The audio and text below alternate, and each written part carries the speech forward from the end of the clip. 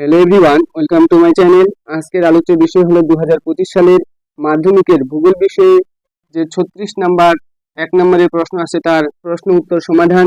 যেমন সঠিক উত্তর নির্বাচন, এক কথায়, শূন্যস্থান, সত্য মিথ্যা, ডান স্তম্ভ বাম স্তম্ভ মিলিয়ে 36 নাম্বার 1 নম্বরের প্রশ্ন থাকবে। তার প্রশ্ন উত্তর সমাধান আজকের আলোচনায় থাকছে। এগুলি শুধু মাধ্যমিকের প্রশ্ন বললে ভুল হবে। ভারতে যত সমস্ত ছোট বড় চাকরির পরীক্ষা হয়ে থাকে, সমস্ত পরীক্ষায় আজকের প্রশ্নগুলি থেকে প্রায় 15 থেকে 20টি প্রশ্ন বারবার চাকরিতে অর্থাৎ চাকরির পরীক্ষায় এসেছে। তাই আপনারা ক্লাসটি না টেনে দয়া করে দেখবেন, অবশ্যই উপকৃত হবেন। কথা না বাড়িয়ে চলুন শুরু করা যাক। দেখতে পাচ্ছেন ভূগোল বিষয় আজকের দাগ নাম্বার 1 প্রশ্নে বলা হয়েছে শুষ্ক অঞ্চলে কমল শিলার উপর গঠিত নদী উপত্যকা কি নামে পরিচিত? আয়াকৃতির উপত্যকা, ভি আকৃতির উপত্যকা, নাকি এস্কার, নাকি ক্যানিয়ন? তো আমরা জানি যে উচ্চ পার্বত্য অঞ্চলে নদীর প্রবল গতির জন্য পার্শ্বক্ষয়ের চেয়ে নিম্নক্ষয় বেশি মাত্রায় দেখা দিলে তাকে বলা হয় ভি আকৃতির উপত্যকা। এবং আয়াকৃতির উপত্যকা যদি দেখতে যাই তাহলে বৃষ্টি পার্বত্য অঞ্চলে কিংবা শুষ্ক অঞ্চলে কমল শিলাস্তরের উপর দিয়ে নদী প্রবাহিত হলে নদীর নিম্নক্ষয় বেশি মাত্রায় দেখা দিলে আয়াকৃতির উপত্যকার সৃষ্টি হয়। তো এখানে এ এবং বি উত্তর হচ্ছে না, তো সঠিক উত্তর এস্কারও হবে না। এস্কার কাকে বলে? আমরা জানি যে হিমবাহের ফলে যখন কোনো কিছু বিষয়ের মধ্যে দিয়ে আঁকাবাঁকা হিমবাহিত নুড়ি বালি কাদা ইত্যাদি পদার্থ সমূহ পর্বতের পাদদেশে সঞ্চিত হয়ে উচ্চ আঁকাবাঁকা সংকীর্ণ শৈলশিলার যে ভূমিরূপ গঠিত হয় তাকে এস্কার বলা হয়। তো সঠিক উত্তর এটিও নয়। আলোচ্য সঠিক উত্তর হচ্ছে এখানে ক্যানিয়ন। ক্যানিয়ন সঠিক উত্তর। শুষ্ক অঞ্চলে কমল শিলার উপর গঠিত নদী উপত্যকা ক্যানিয়ন নামে পরিচিত, মনে রাখবেন। 2 নম্বর দাগে বলা হচ্ছে পার্বত্য অঞ্চলে নদীর প্রধান কাজ কি? নদীর প্রধান কাজ পার্বত্য অঞ্চলে কি হয়? ক্ষয় কাজ, নাকি সঞ্চয় কাজ, নাকি বহন কাজ, নাকি এবি উভয় ঠিক? তো সঠিক উত্তর হচ্ছে ক্ষয় কাজ। পার্বত্য অঞ্চলে নদীর প্রধান কাজ হচ্ছে ক্ষয় কাজ। তারপরে প্রশ্নে বলা হচ্ছে পার্বত্য প্রবাহী নদীর উপত্যকার আকৃতি। দেখুন আজকে প্রায় 50টি প্রশ্ন আলোচনা করা হবে। তো ডিটেলসে বললে সময় অনেক লাগবে, অর্থাৎ ভিডিওটি বড় হবে, তাই প্রশ্ন ও উত্তর বলা হবে এবং যেগুলি প্রশ্ন খুবই ইম্পর্টেন্ট 2025 সালের মাধ্যমিক পরীক্ষার জন্য এবং চাকরির পরীক্ষায় বারবার এসেছে সেগুলি সেভাবে প্রশ্ন দাগ নাম্বার হিসাবে আপনাদেরকে বলে দেওয়া হবে। তো 3 নম্বর দাগে বলা হচ্ছে পার্বত্য প্রবাহী নদী উপত্যকার আকৃতি হয় কিসের মতো? তো সঠিক উত্তর হবে ভি আকৃতির মতো হয়, মনে রাখবেন। তারপর 4 নম্বর দাগে বলা হচ্ছে নদী যেখানে সমুদ্রের সাথে মিশে তাকে কি বলে? উপকূল রেখা, নাকি তটভূমি, নাকি ফিওর্ড, নাকি মোহনা? তো নদী যেখানে সমুদ্রের সাথে মিশে তাকে বলা হয় মোহনা, মনে রাখবেন। 5 নম্বর দাগে বলা হচ্ছে কোন নদীর উপর শিব সমুদ্রম জলপ্রপাত অবস্থিত? এই জলপ্রপাত থেকে এখানে বেশ কয়েকটি প্রশ্ন আছে, এর মধ্যে কমন কিন্তু পাবেন চাকরি পরীক্ষায় হোক বা 2025 সালের মাধ্যমিক পরীক্ষায় হয়ে থাক না কেন। কি বলা হচ্ছে প্রশ্নে? কোন নদীর উপর শিব সমুদ্রম জলপ্রপাত অবস্থিত? তো মনে রাখবেন কাবেরী নদীর উপর, কাবেরী নদীর উপর। 6 নম্বর দাগে বলা হচ্ছে ধোয়াধর জলপ্রপাত কোন নদীর উপর অবস্থিত? ধোয়াধর মনে রাখবেন নর্মদা নদীর উপর অবস্থিত, নর্মদা নদীর উপর ধোয়াধর অবস্থিত, নর্মদা। তারপরে বলা হচ্ছে চিত্রকূট জলপ্রপাত কোন নদীর উপর অবস্থিত? তো মনে রাখবেন চিত্রকূট জলপ্রপাত ইন্দ্রাবতী নদীর উপর অবস্থিত। তারপরে 8 নম্বর প্রশ্ন বলা হচ্ছে কপিল ধারা জলপ্রপাত কোন নদীর উপর অবস্থিত? কপিল ধারা মনে রাখবেন কপিল ধারাও কিন্তু নর্মদা নদীর উপর রয়েছে। তারপরে 9 নম্বর দাগে বলা হচ্ছে উত্তর গোলার্ধের বৃহত্তম পাদদেশীয় হিমবাহের নাম কি? মনে রাখবেন উত্তর গোলার্ধে যখনই বলবে তখনই কিন্তু গ্রিনল্যান্ডের স্টোরহোম, পৃথিবীর বৃহত্তম দ্বীপ গ্রিনল্যান্ড, সেই গ্রিনল্যান্ডের স্টোরহোমে দেখা যায় বৃহত্তম পাদদেশীয় হিমবাহ। তারপরে 10 নম্বর দাগে বলা হচ্ছে উত্তর গোলার্ধের দীর্ঘতম মহাদেশীয় হিমবাহের নাম কি? উত্তর গোলার্ধের, তো মনে রাখবেন এটিও গ্রিনল্যান্ডে আছে, গ্রিনল্যান্ডের পিটারম্যান। গ্রিনল্যান্ডের পিটারম্যান হলো উত্তর গোলার্ধের দীর্ঘতম মহাদেশীয় হিমবাহ। তারপরে 11 নম্বর দাগে বলা হচ্ছে নিচের কোনটি সক্রিয় বদ্বীপের উদাহরণ। নাম্বার এ তে বলা হচ্ছে সাগরদ্বীপ, বিতে গঙ্গা ব্রহ্মপুত্র বদ্বীপ, নাকি পূর্বাশা, নাকি এ ও সি উভয়। তো মনে রাখবেন যে সক্রিয় বদ্বীপ বলতে এখানে বলা হচ্ছে সাগরদ্বীপ এবং পূর্বাশা দুটি কিন্তু লক্ষ্য করা যায়, সেক্ষেত্রে সঠিক উত্তর এখানে এ ও সি উভয় হবে। তারপরে 12 নম্বর দাগে বলা হচ্ছে পৃথিবীর দীর্ঘতম যুগ্ম নদী হলো মিসিসিপি, মিসৌরি, নাকি গঙ্গা ব্রহ্মপুত্র, নাকি ডি ও, নাকি পারানা ও পারাগুয়ে। তো সঠিক উত্তর মনে রাখবেন মিসিসিপি, মিসৌরি। মিসিসিপি মিসৌরিকে বলা হয় যুগ্ম নদী, যুগ্ম নদী মনে রাখবেন। তারপরে 13 নম্বর দাগে বলা হচ্ছে উচ্চ গতিতে নদীর প্রধান কাজ কি? সঞ্চয় কাজ, নাকি ক্ষয় কাজ, নাকি ক্ষয় ও সঞ্চয়, নাকি বহন কাজ। তো আমরা জানি নদী যখন এরকম আঁকা বাঁকা পথে যায় তো উচ্চ গতিতে ক্ষয় কাজ, মধ্য গতিতে বহন কাজ, আর নিম্ন গতিতে সঞ্চয় কাজ হয়, মনে রাখবেন। তারপরে তাহলে এখানে কি হবে? নদীর প্রধান কাজ হচ্ছে ক্ষয় কাজ, ক্ষয়। 14 নম্বর দাগে বলা হচ্ছে নিম্ন গতিতে নদীর প্রধান কাজ কি? নিম্ন গতি, নিম্ন গতি মানে কি? এটা সঞ্চয়, তাহলে নিম্ন গতিতে সঞ্চয় কাজ লক্ষ্য করা যায়। নিম্ন গতিতে কি কাজ লক্ষ্য করা? সঞ্চয় কাজ, অর্থাৎ সি নম্বর দাগ সঠিক উত্তর। তারপরে 15 নম্বর দাগে বলা হচ্ছে কোন নদী যখন দেশের অভ্যন্তর ভাগের নিম্নভূমি বা জলাশয়ে পতিত হয়ে তাকে কি বলে? কোন নদী যখন দেশের অভ্যন্তরে, অর্থাৎ কোন একটি দেশ, ভারত, ভারতের ভারত একটি দেশ, ভারতের মধ্যে যদি কোনো নদী তার নিম্নভূমি বা জলাশয়ে নিজেই পতিত হয়ে থাকে তখন তাকে অন্তর্বাহিনী নদী বলা হয়, মনে রাখবেন অন্তর্বাহিনী নদী। যেমন ভারতের বৃহত্তম অঙ্গরাজ্য রাজস্থান, সেই রাজস্থানে কিন্তু এই লুনি নদী রয়েছে, অর্থাৎ ভারতের একটি অন্তর্বাহিনী নদীর উদাহরণ লুনি নদী। তো এখানে সঠিক উত্তর হচ্ছে অন্তর্বাহিনী নদী। খুবই গুরুত্বপূর্ণ প্রশ্ন, বারবার WBCS এর পরীক্ষার মতো পরীক্ষায় এই ধরনের প্রশ্ন বারবার এসেছে, মাধ্যমিকের জন্য খুবই গুরুত্বপূর্ণ। এই প্রশ্নটি যদি MCQ হিসেবে না আসে তো কিন্তু ম্যাপ পয়েন্টিং আসার পুরোই চান্স রয়েছে। ম্যাপ পয়েন্টিং এ মানচিত্রে 10 নম্বরের যে মানচিত্র আসবে মাধ্যমিকের, সেখানে কিন্তু অন্তর্বাহিনী নদী আসার চান্স প্রবল রয়েছে। 16 নম্বর দাগে বলা হচ্ছে দুটি নদী একই দিকে প্রবাহিত হলে তাদের মধ্যবর্তী নিম্নভূমি অঞ্চলকে কি বলা হয়? তো সঠিক উত্তর কি হবে? জলবিভাজিকা, নাকি দোল, নাকি নদী অববাহিকা, নাকি দোয়াব। তো সঠিক উত্তর মনে রাখবেন দোয়াব বলা হয়, দোয়াব। 17 নম্বর দাগে বলা হচ্ছে পার্বত্য অঞ্চলে হিমবাহ উপত্যকার আকৃতি আয় আকৃতির উপত্যকা বা মতো, ইউ আকৃতির মতো, ভি আকৃতির মতো, ওয়াই আকৃতির মতো। তো পার্বত্য হিমবাহ যখন বলেছে তো সঠিক উত্তর হবে ইউ আকৃতির মতো। যদি নদীর ক্ষেত্রে দিত তাহলে আমরা এখানে আই বা ভি ধরতাম, যখন বলেছে হিমবাহ তো সঠিক উত্তর হবে এখানে ইউ আকৃতির উপত্যকা, মনে রাখবেন। তারপরে বলা হচ্ছে হিমশিরিতে জল জমে কি সৃষ্টি হয়? প্লায়া হ্রদ, নাকি কড়ি হ্রদ, নাকি প্যাটার্নিস্টন হ্রদ, নাকি হিমদ্রোণী। তো হিমশিরিতে মনে রাখবেন প্যাটার্নিস্টন হ্রদ, খুবই গুরুত্বপূর্ণ, বারবার পরীক্ষায় এসেছে মাধ্যমিকের প্যাটার্নিস্টন হ্রদ। তারপরে 19 নম্বর দাগে বলা হচ্ছে নিচের কোনটি ভারতের একটি পিরামিড চূড়া? হিমদ্রোণী, নাকি মাকালু, নাকি ম্যাটারহর্ন, নাকি নীলকণ্ঠ। মনে রাখবেন পিরামিড চূড়া 2 নম্বরে আসার চান্স রয়েছে প্রবল। তো এখানে ভারতে যেটি দেখা যায় সেটা হচ্ছে নীলকণ্ঠ, মনে রাখবেন নীলকণ্ঠ। 20 নম্বর দাগের প্রশ্নটি খুবই গুরুত্বপূর্ণ মাধ্যমিকের জন্য। হিমবাহের ক্ষয়কার্যের ফলে সৃষ্ট ডেকচিয়ারের মতো উপত্যকাকে কি বলে? পিরামিড চূড়া, নাকি সার, নাকি হিমদ্রোণী, নাকি অ্যারিটি। তো মনে রাখবেন হিমের ক্ষয়কার্যের ফলে ডেকচিয়ারের মতো যে ভূমিরূপ তার নাম হচ্ছে সার, তার নাম কি? সার, মনে রাখবেন তার নাম হচ্ছে সার। তো ক্লাসটি না টেনে দেখবেন এবং ভালো লাগলে বন্ধুদের মাঝে বেশি বেশি করে শেয়ার করে দেবেন এবং ফারুক স্টাডি চ্যানেলটিকে অবশ্যই সাবস্ক্রাইব করে রাখবেন এবং লাইক ও কমেন্ট দিয়ে আপনাদের উপস্থিতি জানাবেন। এবার 21 নম্বর দাগে দেখে নেব। 21 নম্বর দাগে বলা হচ্ছে হিমবাহের ক্ষয়ের ফলে সৃষ্ট ঢিবিগুলিকে কি বলে? ঢিবিগুলিকে কি বলা হয়? তো মনে রাখবেন রসে মতানি, রসে মতানি বলা হয়, মনে রাখবেন। হিমবাহের ক্ষয়ের ফলে সৃষ্ট ঢিবিগুলির নাম রসে মতানি।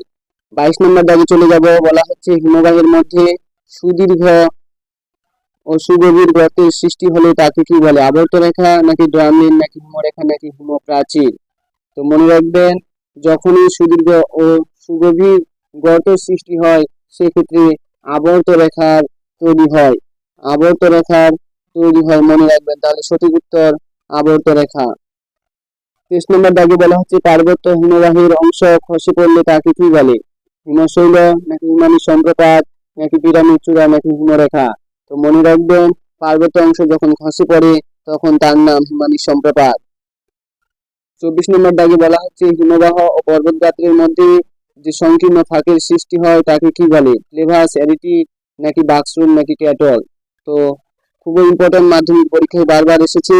তার নাম হচ্ছে হিমবাহ ও পর্বতগাত্রের মধ্যে যে সংকীর্ণ ফাঁক বা গ্যাপের সৃষ্টি হয় তার নাম বাকসুন। এই ক্লেভাস এবং বাকসুন থেকে 25-এর পরীক্ষায় কিন্তু প্রশ্ন থাকবেই। এখান থেকে 24 থেকে প্রায় 29 নম্বর দাগ পর্যন্ত খুবই গুরুত্বপূর্ণ প্রশ্ন থাকছে হিমবাহ থেকে। 25 নম্বর দাগে বলা হচ্ছে প্রবহমান হিমবাহের চাপে এবং ঘর্ষণে পর্বতের গা থেকে শিলাখণ্ড খসে পড়লে তাকে কি বলা হয়? হেলিট্রেন, ক্রেন, এস্কার নাকি উৎপাটন? তো মনে রাখবেন, এখানে সঠিক উত্তর উৎপাটন। 26 নম্বর দাগে বলা হচ্ছে হিমবাহের শেষ প্রান্তে নুড়ি, বালি, কাদা প্রভৃতি জমা হয়ে ত্রিকোণাকার যে ভূভাগ গঠিত হয় তাকে কি বলে? ক্যাম, এস্কার, ড্রামলিন নাকি ভেলিট্রেন? তো সঠিক উত্তর মনে রাখবেন, ক্যাম বলা হয়। ক্যাম খুবই গুরুত্বপূর্ণ প্রশ্ন। 27 নম্বর দাগে বলা হচ্ছে বহির্বিধৌত সমভূমিতে সৃষ্ট হ্রদগুলিকে কি বলে? অ্যারিটি, ক্যাটেল নাকি ড্রামলিন নাকি এস্কার? বহির্বিধৌত সমভূমি মানে মনে রাখবেন ক্যাটেল বা ক্যাটল। সঠিক উত্তর ক্যাটল। তারপরের প্রশ্নে চলে যাব। বলা হচ্ছে পার্বত্য হিমবাহের ক্ষয়কার্যের ফলে সৃষ্ট মসৃণ ও খাড়া ঢাল বিশিষ্ট ঢিবিগুলিকে এস্কার বলে নাকি ক্লেভাস নাকি ওয়েলব্যাক নাকি ক্যাটল? তো সঠিক উত্তর মনে রাখবেন, ওয়েলব্যাক বলা হয়, ওয়েলব্যাক বা হোয়েলব্যাক। ওয়েলব্যাক সঠিক উত্তর। 29 নম্বর দাগে বলা হচ্ছে সমুদ্রের তলদেশে সঞ্চিত গ্রাবরেখা কি নামে পরিচিত? মধ্য গ্রাবরেখা নাকি ওয়েলব্যাক নাকি প্রান্ত গ্রাবরেখা নাকি স্তরায়িত গ্রাবরেখা? তো সঠিক উত্তর মনে রাখবেন, এক্ষেত্রে স্তরায়িত গ্রাবরেখা সঠিক উত্তর, স্তরায়িত গ্রাবরেখা। তারপরে 30 নম্বর দাগে বলা হচ্ছে প্রস্তরময় অমসৃণ মরুভূমিকে কি বলে? রেক, বাজাদা নাকি ড্রামলিন নাকি হিলড্যান? তো মনে রাখবেন, সঠিক উত্তর রেক বলা হয়। প্রস্তরময় অমসৃণ মরুভূমির নাম রেক। 31 নম্বর দাগে বলা হচ্ছে শিলাময় প্রায় সমতল ও মসৃণ মরুভূমিকে কি বলে? বাজাদা, হামাদা, এনসেলভার্স, গোর? তো এক্ষেত্রে সঠিক উত্তর হবে হামাদা। মনে রাখবেন, হামাদা সঠিক উত্তর। 32 নম্বর দাগে বলা হচ্ছে মরু অঞ্চলের অবশিষ্ট পাহাড়গুলিকে কি বলা হয়? বারবার মাধ্যমিকের আসা প্রশ্ন। রেক নাকি আর্ক নাকি এনসেলভার্স নাকি গোর? তো এক্ষেত্রে সঠিক উত্তর হবে এনসেলভার্স। সঠিক উত্তর এনসেলভার্স। তারপরে প্রশ্ন পিরামিডের মতো দেখতে বালিয়াড়িগুলিকে কি বলে? 33 নম্বর দাগে বলা হচ্ছে পিরামিডের মতো দেখতে বালিয়াড়িগুলিকে রোডস বলে নাকি রেক নাকি আর্ক নাকি হামাদা? তো মনে রাখবেন, রোডস সঠিক উত্তর, রোডস। 34 নম্বর দাগে কি বলা হচ্ছে বালুকাময় মরুভূমিতে বা মরুভূমি তুর্কির স্থানে কি নামে পরিচিত? থান্ট, বলসন নাকি কুম নাকি স্টোস? তো সঠিক উত্তর এক্ষেত্রে কুম। সঠিক উত্তর কুম। 35 নম্বর দাগে বলা হচ্ছে মরু অঞ্চলে পর্বতের পাদদেশে পলি সঞ্চয়ের ফলে সৃষ্ট সমভূমিকে কি বলে? বাজাদা, পেডিমেন্ট সমভূমি নাকি লোহিত সমভূমি নাকি ড্রেন কাটার? তো সঠিক উত্তর মনে রাখবেন, এক্ষেত্রে পেডিমেন্ট সমভূমি। পেডিমেন্ট সমভূমি সঠিক উত্তর। মরু অঞ্চলের পর্বতের পাদদেশে সঞ্চয়ের ফলে সমভূমিকে বলা হয় পেডিমেন্ট। তারপরের প্রশ্নে চলে যাব এবার 36 নম্বর দাগে। 36 নম্বর দাগে বলা হচ্ছে আলজেরিয়ার পাথুরে মরুভূমিকে কি বলা হয়? কুম, স্টোস নাকি ধান নাকি রেক? তো এক্ষেত্রে মনে রাখবেন, আলজেরিয়ার পাথুরে যে মরুভূমি তার নাম রেক। তার নাম রেক সঠিক উত্তর, রেক। পরের প্রশ্নে বলা হচ্ছে বাজাদা কিসের মিলিত কার্যের ফলে সৃষ্ট ভূমিরূপ? বাজাদা। বাজাদা হচ্ছে বায়ুর কাজের ফলে সৃষ্ট ভূমিরূপ নাকি জল নাকি হিমবাহ নাকি এ ও বি উভয়। তো বাজাদা কিসের মিলিত কার্যের ফলে, অর্থাৎ দুটা কার্যের ফলে সংঘটিত হয় বাজাদা, সেটা বায়ু এবং জল, দুটি সঠিক উত্তর। তো এক্ষেত্রে সঠিক উত্তর হচ্ছে ডি নাম্বার, এ ও বি উভয়, মনে রাখবেন।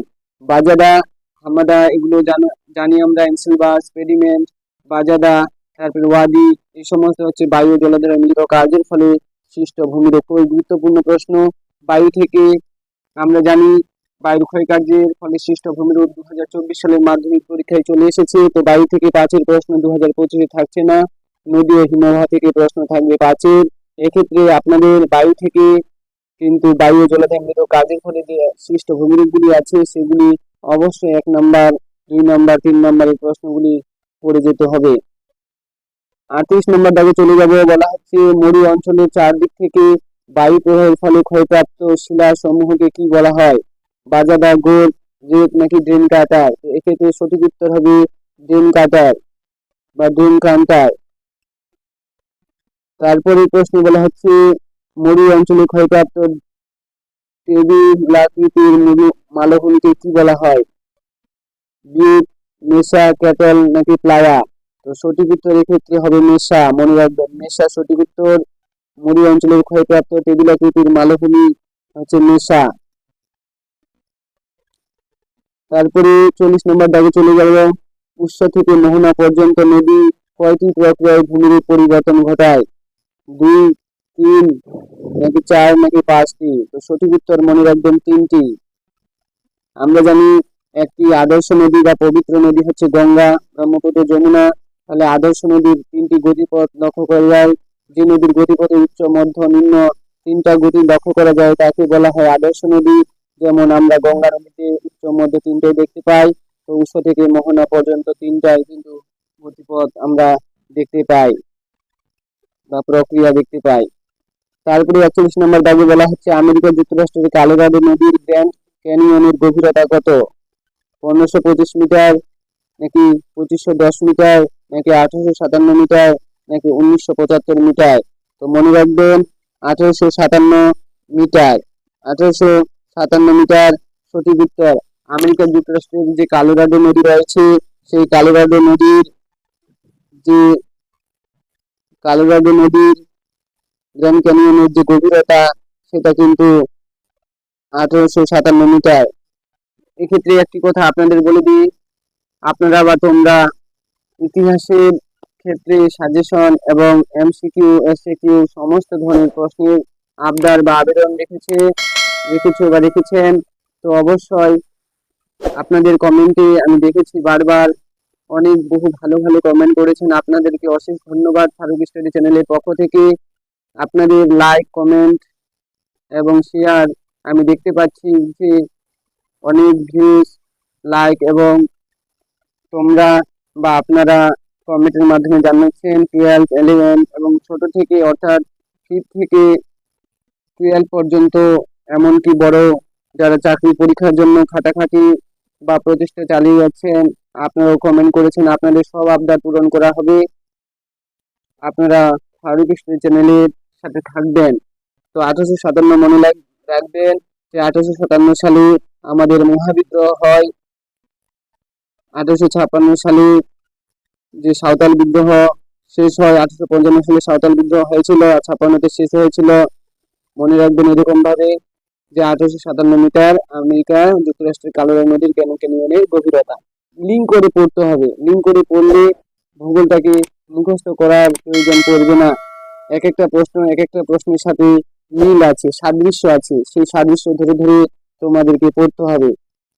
কথা না বাড়িয়ে 42 নম্বর প্রশ্নে বলা হয়েছে যে গোয়ার মানদেবী নদীর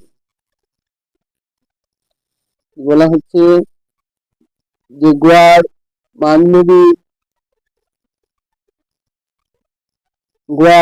মানদেবী নদীর উপর ভারতের কোন বিখ্যাত জলপ্রপাত দেখা যায়? যোগ জলপ্রপাত নাকি অঞ্জন নাকি দুধসাগর জলপ্রপাত নাকি দশম জলপ্রপাত? তো মনে রাখবেন এক্ষেত্রে দুধসাগর জলপ্রপাত সঠিক উত্তর হবে। দুধসাগর জলপ্রপাত দেখা যায় মানদেবী নদীর উপর। তারপরে পরের প্রশ্ন 43-এ বলা হচ্ছে বিখ্যাত ভূগোলবিদ এলম্যান হিমবাহকে প্রধানত কয়টি ভাগে ভাগ করেন? তো এলম্যান যে হিমবাহকে ভাগ করেছিলেন তিনি 3 ভাগে ভাগ করেছিলেন। মনে রাখবেন, তো সঠিক উত্তর এ নাম্বার 3 ভাগে। তো এখানে দেওয়া আছে 3, 4, 2 নাকি 6। তো সঠিক উত্তর এক্ষেত্রে 3 হবে। 3টি ভাগে এলম্যান হিমবাহকে ভাগ করেছিলেন। 44 নম্বর দাগে যে প্রশ্নটি বলা হয়েছে সেটি বিভিন্ন পরীক্ষায় এসেছে এবং মাধ্যমিকের পরীক্ষায় এসেছে। তো এক্ষেত্রে দেখবো আমরা কি বলছে, বাস্কেট অফ এগ টোপোগ্রাফি মানে ডিম্বতী ঝুড়ি যে ভূমিরূপটি সেটি কোনটি বা নামে পরিচিত? বাস্কেট অফ এগ টোপোগ্রাফি নামে পরিচিত বহির্ভূত সমভূমি নাকি রশ্মিমতানি নাকি ড্রামলিন নাকি স্কার? তো এক্ষেত্রে বাস্কেট অফ এগ টোপোগ্রাফি বলা হয় ড্রামলিনকে। মনে রাখবেন, ড্রামলিন সঠিক উত্তর। তারপরে প্রশ্ন বলা হচ্ছে ইনসেলভাস গুলি ক্ষয়প্রাপ্ত হয়ে গোলাকার মাথা বিশিষ্ট ঢিবিতে পরিণত হলে তাকে কি বলে? ইনসেলভাস যদি ক্ষয়প্রাপ্ত হয় আর গোলাকার মাথা বিশিষ্ট ঢিবিতে পরিণত হয় তখন তাকে কি বলা হয়? তো এক্ষেত্রে সঠিক উত্তর হবে বোন হাট। মনে রাখবেন, খুব ইম্পর্টেন্ট প্রশ্ন। বোন হাট এসএসসি এমএসসি বিভিন্ন চাকরি পরীক্ষার মতো এই প্রশ্নগুলি কিন্তু এসে থাকে। 40 নম্বর দাগে চলে যাবো। বলা হচ্ছে ভূমির পরিবর্তনে নিচের কোনটির প্রভাব সর্বাধিক? বায়ু না হিমবাহের না সমুদ্র তরঙ্গের না নদীর? ভূমিরূপ যে পরিবর্তন ঘটায় সেক্ষেত্রে আমরা জানি নদী, বায়ু, হিমবাহ। তারপরে পর্যায়ন বোঝার প্রক্রিয়ার যে বিভিন্ন উপাদানগুলি রয়েছে সেগুলির মধ্যে কার প্রভাবটা সর্বাধিক? বায়ু রয়েছে নাকি হিমবাহে রয়েছে নাকি সমুদ্র তরঙ্গের নাকি নদী রয়েছে? তো এক্ষেত্রে সঠিক উত্তর মনে রাখবেন নদী। আমরা জানি বহুজাত প্রক্রিয়ার মূল যে উপাদান সেটা নদী, আর বহুজাত প্রক্রিয়ার মূল উৎস হলো সূর্য বা সৌরশক্তি। তো এখানে ভূমির পরিবর্তনে গুরুত্বপূর্ণ ভূমিকা পালন করে নদী, মনে রাখবেন। 47 নম্বর দাগে বলা হচ্ছে নিচের কোন অঞ্চলে বায়ুর কার্য বা কাজ সর্বাধিক লক্ষ্য করা যায়? মরুভূমি অঞ্চলে নাকি উপকূল অঞ্চলে নাকি মরুপ্রায় অঞ্চলে নাকি তৈগা অঞ্চলে? অর্থাৎ বায়ুর কাজ সর্বাধিক কোন অঞ্চলে লক্ষ্য করা যায় এই চারটির মধ্যে? তো এক্ষেত্রে সঠিক উত্তর মনে রাখবেন মরুপ্রায় অঞ্চলে। যদি মরুপ্রায় অঞ্চল অপশন না থাকতো, শুধু মরুভূমি থাকতো, তো মরুভূমি নিতাম। তো এখানে মরুপ্রায় অঞ্চল হচ্ছে বেস্ট উত্তর, মনে রাখবেন। সব থেকে সুইটেবল উত্তর হচ্ছে মরুপ্রায় অঞ্চল বা শুষ্ক প্রায় মরুভূমি অঞ্চলও যদি থাকতো তো সেক্ষেত্রে সঠিক উত্তর সি নাম্বারই হতো। তারপরে আজকের লাস্ট প্রশ্ন হচ্ছে 48 নম্বর দাগ। বলা হচ্ছে আবহবিকারের ফলে চূর্ণ বিচূর্ণ শিলা স্তূপ মধ্যাকর্ষণ শক্তির টানে ভূমি ঢাল বরাবর নিচে নেমে এলে তাকে কি বলে? ক্ষয়ীভবন নাকি অগ্নিভবন নাকি মৃত্তিকা স্থলন নাকি পুঞ্জিত ক্ষয়? তো মনে রাখবেন, আহবিকালের ফলে চূর্ণ বিচূর্ণ শিলাস্তূপ যখন মধ্যাকর্ষণ শক্তির টানে ভূমির ঢাল বরাবর নিচে নামতে নামতে একদম নিচে চলে আসে তখন তাকে পুঞ্জিত ক্ষয় বলা হয়। তো এই প্রশ্নটি বেশ কয়েকবার মাধ্যমিকের পরীক্ষায় এসেছে।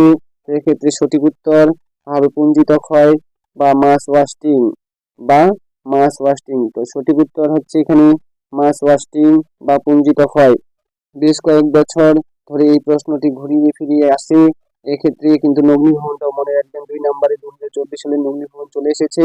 যদি এমনই প্রশ্ন এসে থাকে যে আহবিকার ক্ষয়ীভবন এবং পুঞ্জিত ক্ষয়ের একত্রীভবন পদ্ধতিকে কি বলা হয়, সেক্ষেত্রে অগ্নিভবন হবে। এটাও কিন্তু ঘুরিয়ে দেওয়ার চান্স আছে, বা 2025 সালে এরকম প্রশ্ন দিতে পারে যে প্রক্রিয়ায় ভূমির পরিবর্তন ঘটে তাকে কি বলে বহির্জাত প্রক্রিয়া, যে প্রক্রিয়ায় ভূমি উচ্চতা বৃদ্ধি পায় তাকে কি বলে আরোহণ, যে প্রক্রিয়ায় ভূমি উচ্চতা হ্রাস পায় তাকে কি বলে অবরোহণ।